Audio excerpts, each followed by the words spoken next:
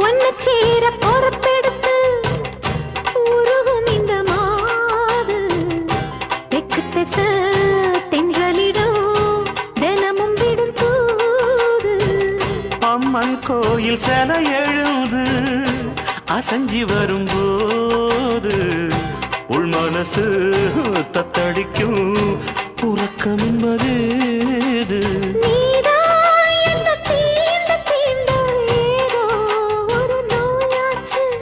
நான் தான் உன்னை சீண்டி சீண்டி பார்த்து ரொம்ப நாளாச்சு கொஞ்சம் இடம் கொடுத்த பச்சை கொடி பிடிச்சா எத்தனையோ வித்தைகளை இப்பவே நீ காட்டிடுவே